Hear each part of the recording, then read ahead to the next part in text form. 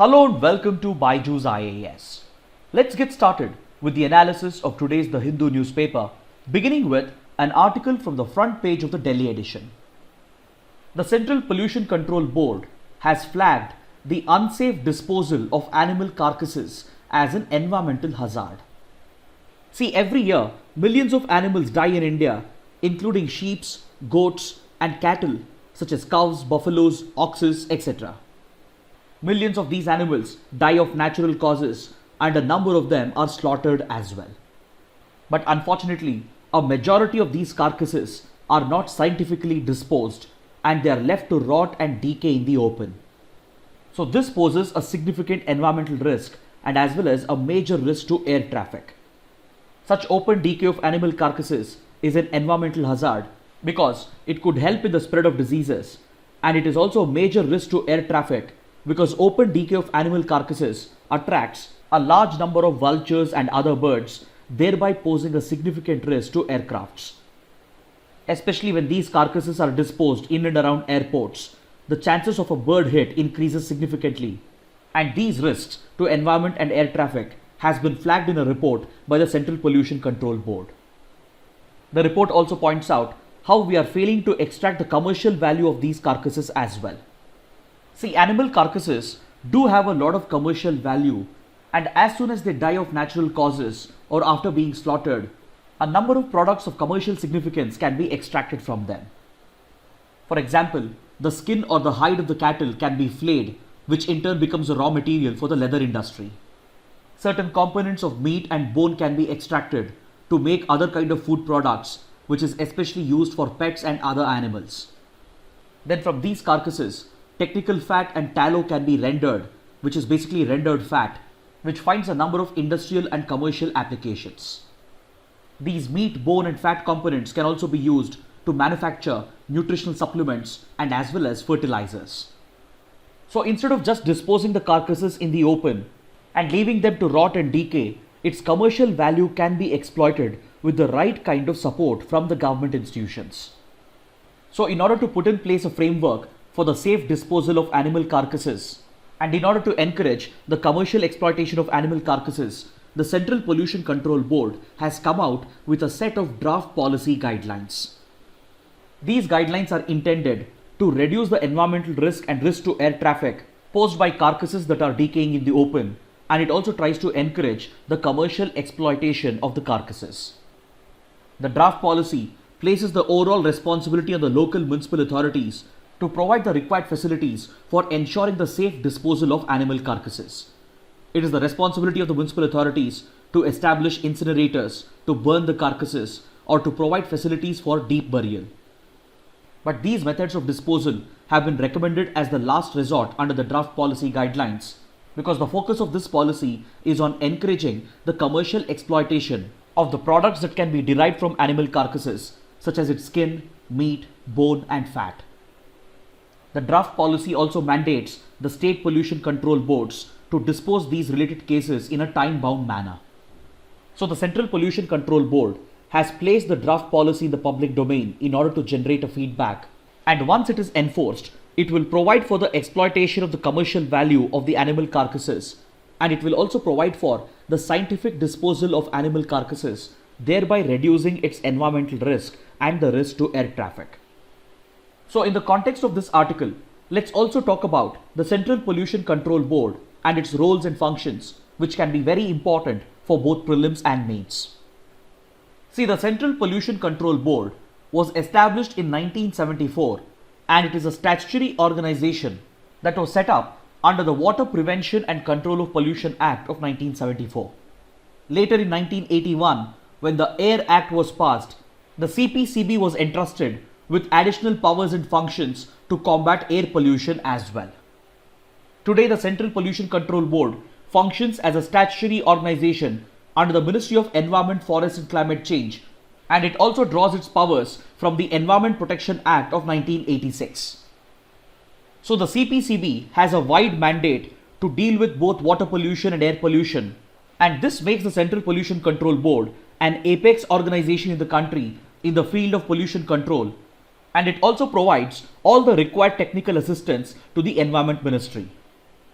So as a part of this mandate, its principal functions include the promotion of cleanliness in all the water bodies, including streams and wells, and taking efforts to prevent, control and abate water pollution.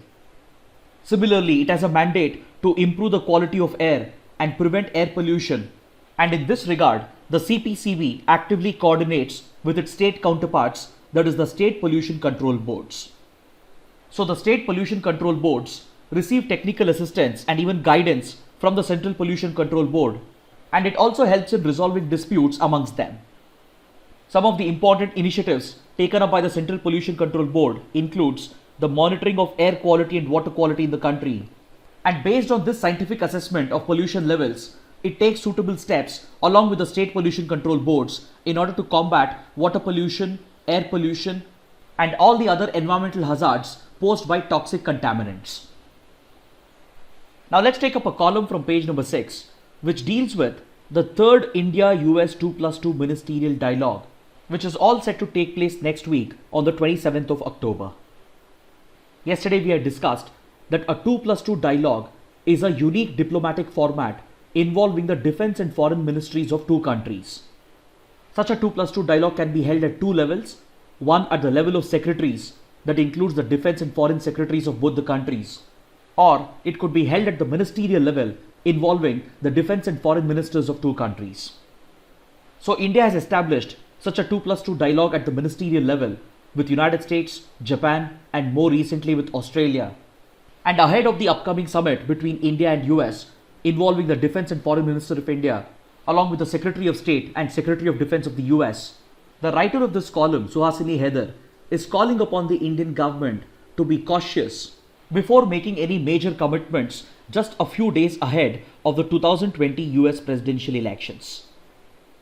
So the writer is asking the Indian government to draw lessons from the previous experience where Indian interests were hurt during the 2016 US presidential elections.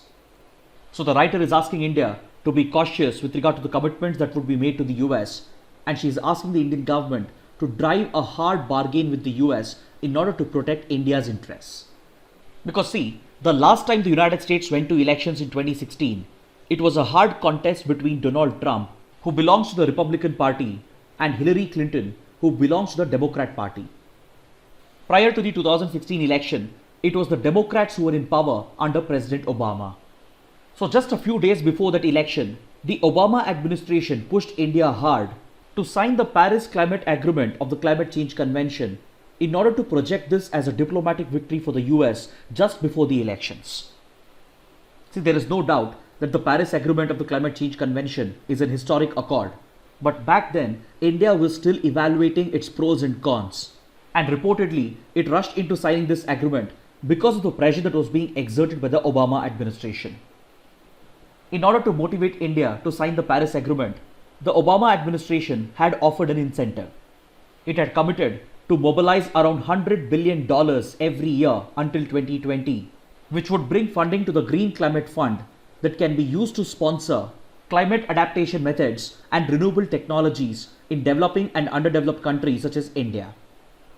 So this essentially was an ambitious proposal made by the Obama administration.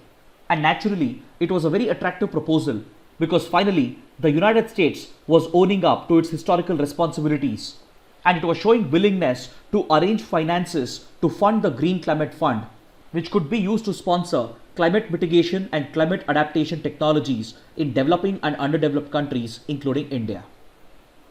So naturally, India was attracted by this prospect, and India quickly signed the Paris Agreement, even before the results of the presidential elections could become clear. The writer argues that this rush by India was a strategic mistake. Because see, in international relations, the accepted norm is that when a country is going into elections, the other countries that are dealing with it, they usually adopt a neutral stand, and hence they do not make any major commitments in the run-up to the elections, which appears to favor the party that is in power. Because there is no way to predict as to how the electoral results would turn out, and India usually doesn't take sides in such elections to back one party or the other. So the norm is that in the run-up to elections, all major foreign policy decisions are put on hold, and both the sides will wait until the election results are out. But back in 2016, in the run-up to US presidential elections, India made a commitment to sign the Paris Climate Accord in return for benefits that might arise out of the Green Climate Fund. And this turned out to be a strategic mistake on the part of the Modi government. And as we know, Hillary Clinton and her Democrat Party lost the elections, and President Trump won the elections to become the President of the United States. During his entire presidential campaign, Donald Trump had taken a firm stand against the Paris Climate Accord and as well as against the Green Climate Fund, and he had blamed countries such as India for taking money from the developed world. So naturally, after Trump came to power, he immediately reversed all the policy decisions of the Obama government, and he took a controversial decision to make the United States quit the Paris Climate Agreement. And since then, he has repeatedly blamed countries such as India and even China for not doing enough with regard to climate action. And he has blamed these countries for extracting money out of the United States. So this was essentially a policy setback for India, and hence the writer cautions that India should learn its lesson from the 2016 experience, and it should not rush into making any major commitments at the upcoming India-US 2+2 ministerial dialogue.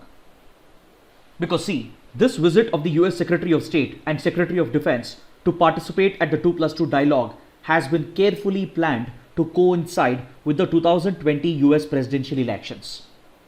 Because President Trump, who is fighting a hard battle against his rival Joe Biden, is looking to extract a major diplomatic victory in South Asia and Southeast Asia, which would help him project his hard image against China. See, right now, the Trump administration is looking to step up tensions with China in order to please his domestic audience back home in the United States in the run-up to the 2020 presidential elections. So as a part of this strategy, the United States is looking to step up its presence in the Indo-Pacific region by promoting the formation of alliances such as the Quad or the Quadrilateral. So at the upcoming 2+2 dialogue, the United States would definitely push India hard to make major commitments in order to present a unified stand and a strong stand against China in the Indo-Pacific region. Considering the current situation along India's borders and considering the current state of relations between India and China, India might be very tempted to make certain concessions and make certain commitments to the Trump administration. But it will have to remember that the aggressive policy of the United States against China is primarily being driven as a political strategy in the run-up to the presidential elections. So India will have to learn a lesson from its 2016 experience, and it will have to take into account the impact of such decisions on the India-China relationship, because any ill-thought-out commitments and initiatives from India would end up angering China, thereby significantly increasing tensions between India and China. Then moreover, the Modi government has already alienated the Democrat Party and as well as its presidential candidate, because during numerous instances, the Indian government has taken a side with President Trump and his Republican Party. This was very evident during the 2016 presidential elections. It was also very evident during the Howdy Modi and Namaste Trump events that was hosted to welcome the two leaders when they traveled to US and India respectively. So the Democrat Party has obviously taken note of this stand of the Indian government, wherein it has openly supported the Trump campaign and the Republican Party. And if Trump were to be defeated in the elections, and if Joe Biden were to become the president, then it would not set the right precedent for the future of India-US relationship. See, right now, India has three genuine concerns as far as Chinese aggression in the region is concerned. First and foremost, India's biggest worry is the ongoing tensions along the line of actual control and the refusal of Chinese forces to step back from the territory that it has occupied in the Ladakh region. The second concern for India would be the increasing maritime presence of China in the Indo-Pacific region. And the third concern for India would be the rising influence of China in the SAARC neighborhood. So on all these accounts, India would be motivated to align with countries such as the United States to jointly counter Chinese aggression and Chinese influence. But however, before taking such decisions, India will have to drive a hard bargain in order to extract maximum returns from the United States as well. India should also take note that after completing the 2+2 dialogue with India, the US Secretary of State and Secretary of Defense would be traveling to three important countries in the Indo-Pacific region. That includes Sri Lanka, Maldives and Indonesia. It has been reported that the United States is looking to step up its defense relations with these countries, and reportedly it is even trying to convince them to be a part of the expanded Quad or the Quad Plus in order to counter Chinese influence in these countries and bring them under a unified front that is jointly opposed to Chinese aggression in the Indo-Pacific. It is in this regard that the United States has already announced the signing of a defense agreement with Maldives, and interestingly, India has allowed this defense deal to proceed between US and Maldives because generally India is quite hesitant about sharing its influence in the Indian Ocean region because traditionally India sees the IOR region as its strategic backyard, and previously it has always resisted the influence of any external powers including that of the United States.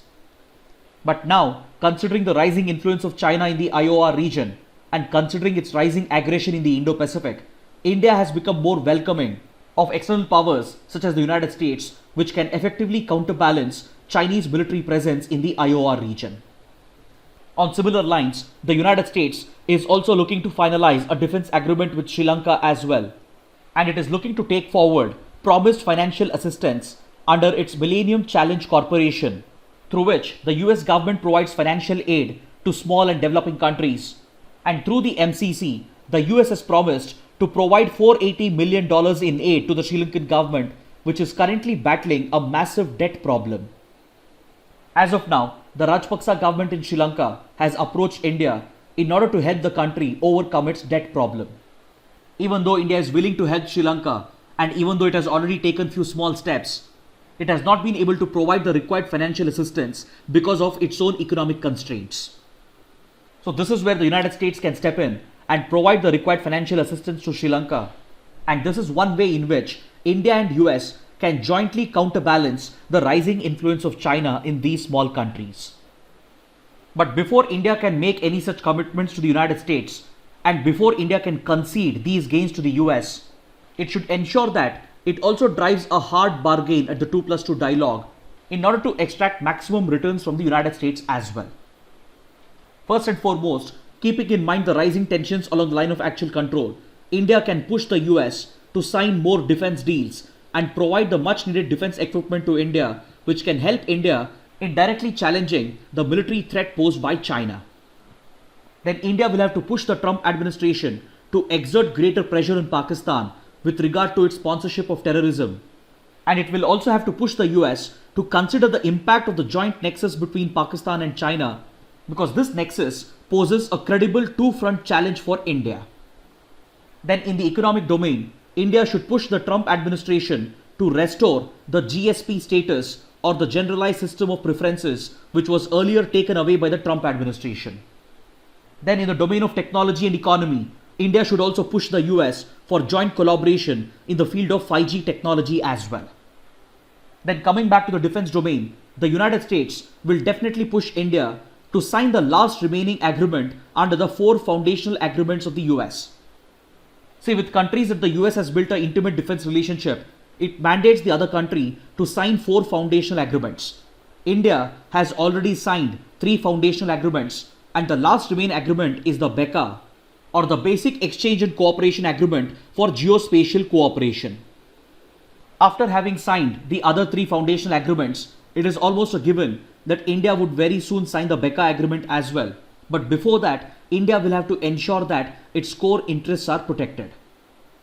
Then India will have to extract another exemption from the Trump administration with regard to the S-400 missile deal that India has signed with Russia, because this defense deal between India and Russia is currently being threatened by the CATSA sanctions of the United States. So India can push the Trump administration to grant a presidential exemption under the CATSA so that these sanctions do not apply to the S-400 missile deal between India and Russia. Now let's look at an editorial from page number 6, which will help you understand the dual power center that exists in Pakistan and how it determines its internal politics and its external policies. See, it is a well acknowledged fact that in Pakistan there is a dual power center. On one side, you have the democratically elected civilian government, and on the other hand, you have the deep state of Pakistan represented by the army ISI combination. While the civilian government, headed by a prime minister and a president, represents the face of Pakistan to the rest of the world, the deep state of Pakistan, led by the army and the ISI, they virtually control the civilian government as their puppet. This relationship between the civilian government and the deep state of Pakistan has more or less become a norm, because whenever a civilian government stands up against the deep state of Pakistan, then the army would eventually stage a military coup in order to throw out such a civilian government. So most civilian governments that Pakistan has seen, they have eventually become a puppet of the deep state of Pakistan. It is this deep state of Pakistan that controls its internal politics and as well as its external policies. This deep state is known to rig elections in Pakistan, restrict fundamental rights, place restrictions on media and harass the journalists. It is even known to exert pressure on the judiciary and subvert all the other democratic institutions in Pakistan. At the same time, externally, this deep state of Pakistan sponsors terrorism against other countries such as India as a matter of its state policy. For geopolitical reasons and for ensuring its own survival and popularity within the Pakistani society, the deep state has sponsored terror against countries like India, and it has cornered all the resources to itself in order to strengthen the defense sector. But this has eventually turned Pakistan into a failed state, and today its economy has come to a standstill, and the common man in Pakistan struggles to get even basic food, education and healthcare. Despite such massive failure in governance, popular resistance has not been seen in Pakistan against the deep state or even against the civilian government, mainly because of the nexus that exists between the civilian government and the deep state. This duality of power in Pakistan also creates a major challenge for other countries as well, such as India and the United States, while they are dealing with Pakistan. While we know that the deep state, led by the army and the ISI, is sponsoring terror outfits, diplomatic protocol doesn't allow our governments to directly engage with the deep state, and instead they are forced to engage with the civilian government, which lacks the real powers to make any real decisions. So at the international level, especially at the UN and other platforms, when Pakistan is blamed for sponsoring terrorism, it is the civilian government which takes the blame, and it is the civilian government which defends Pakistan at the international platforms, whereas the deep state of Pakistan is never held accountable for its activities.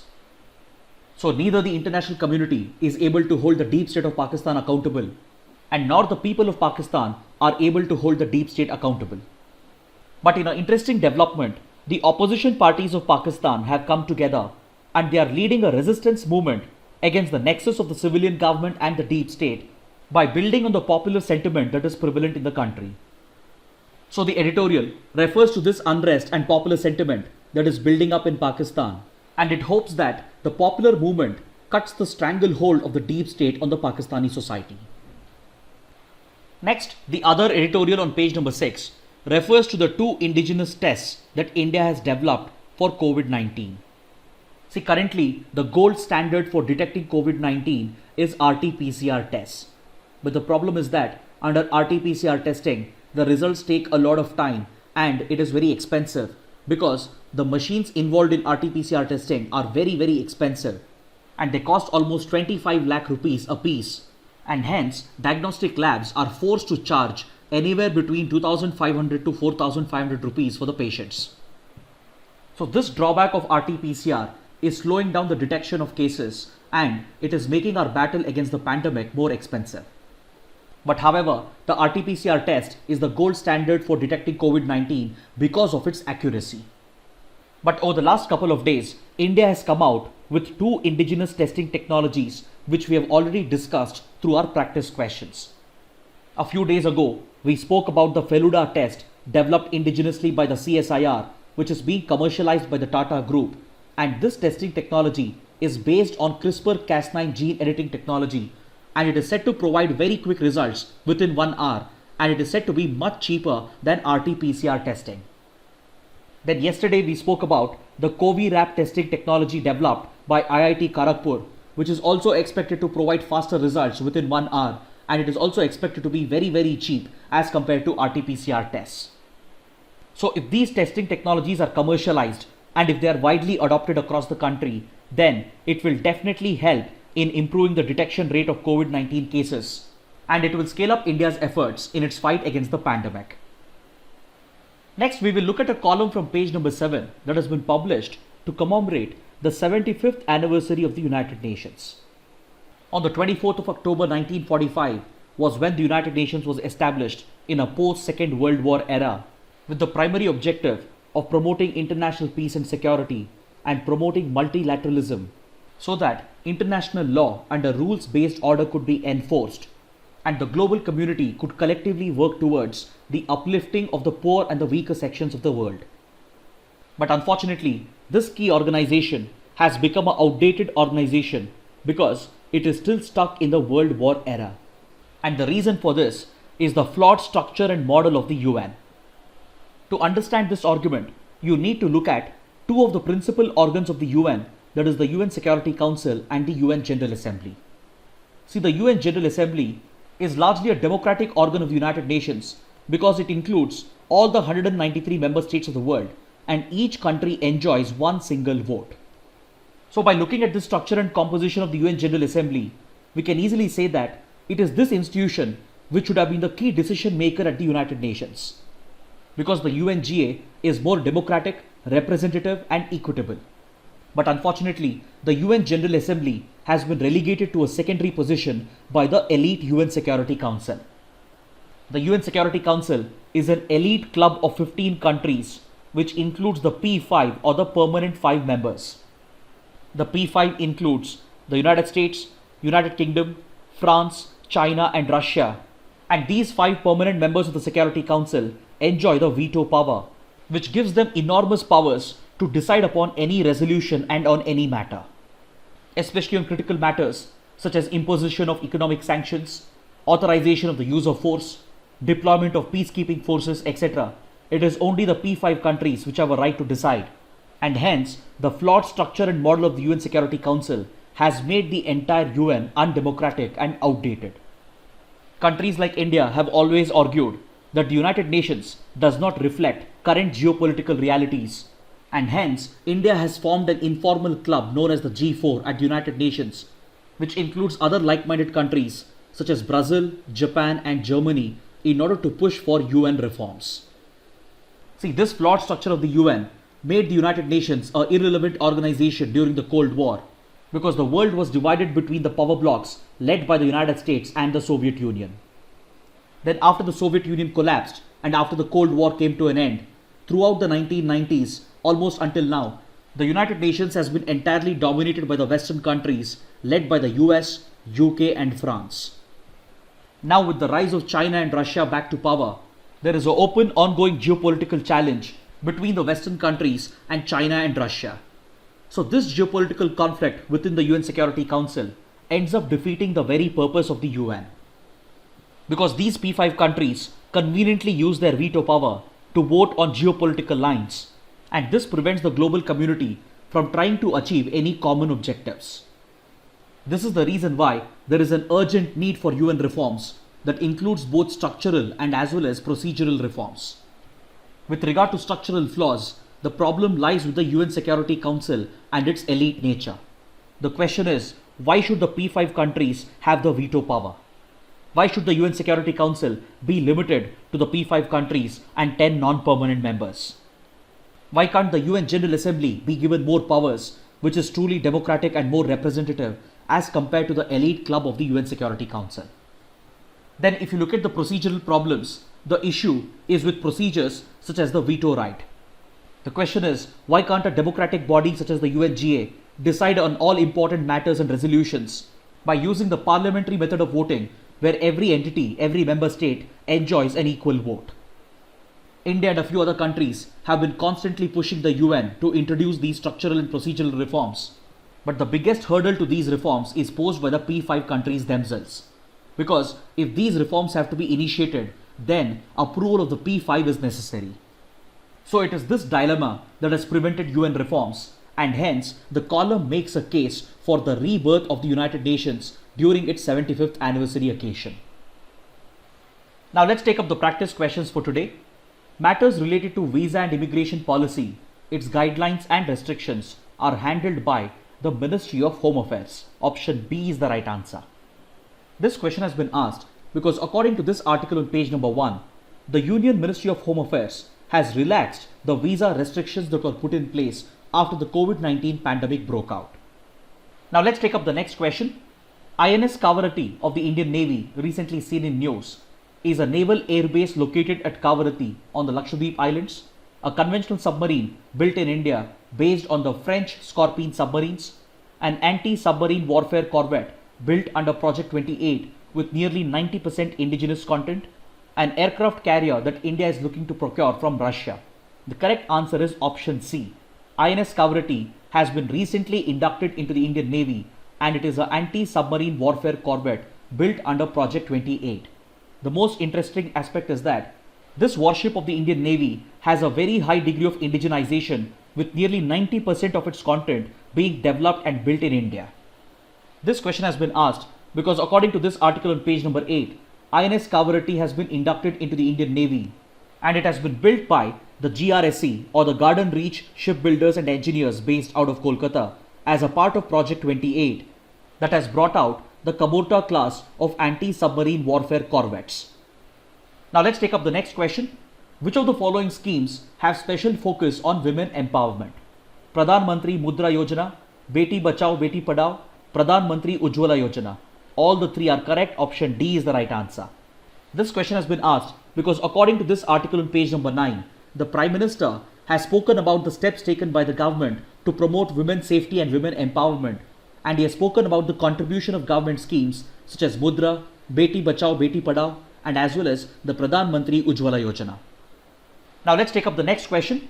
Which of the following statements are correct? The Consumer Price Index or CPI for industrial workers is brought out by the Finance Ministry. Recently, the base year for CPI-IW was changed from 2001 to 2016 to reflect the changing consumption pattern. It is used for measuring retail inflation, to regulate the dearness allowance or DA of government staff and industrial workers, and as well as to revise the minimum wages in scheduled employments. Amongst the given statements, the first statement is incorrect. So option D is the right answer. The first statement is incorrect because the CPI index for industrial workers is brought out by the Ministry of Labour and Employment, not by the Finance Ministry. This question has been asked because according to this article on page number 10, the Labour Bureau of the Ministry of Labour and Employment, which brings out the CPI-IW index, has decided to revise the base year of this index from 2001 to 2016. Now let's take up the next question. India's sole operational aircraft carrier, INS Vikramaditya, was procured from which country? The correct answer is option C, Russia. This question has been asked because in this article on page number 10, the Chief of the Indian Navy has made a reference to the contribution of INS Vikramaditya, which is India's sole operational aircraft carrier that we have procured from Russia. He has also referred to the improvement in synergy amongst the three services as a result of the establishment of the Department of Military Affairs along with the creation of the post of the Chief of Defence Staff. Now let's move on to the next question. The Nag missile developed by the DRDO is an anti-tank guided missile with fire and forget and top attack capabilities. Option C is the right answer. This question has been asked because according to this article on page number 10, the Nag Anti-tank guided missile has completed its final user trial. Now let's take up the next question. The recently passed 20th Amendment to the Sri Lankan Constitution provides for expansive powers and greater immunity for the President, devolution of powers to Tamil provinces in the north and the east, independent investigation into allegations of war crimes during the civil war, fiscal discipline to reduce Sri Lanka's dependency on foreign loans. The correct answer is option A. It provides for expansive powers and greater immunity to the President of Sri Lanka.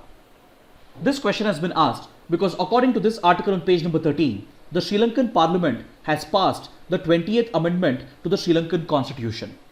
This amendment basically provides expanded powers and greater immunity to the President of Sri Lanka.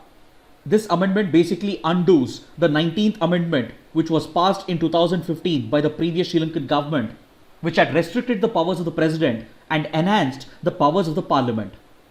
So with the passage of the 20th Amendment, the powers of the Sri Lankan President will increase again, and it will significantly reduce the powers of the Sri Lankan Parliament and the Sri Lankan Prime Minister.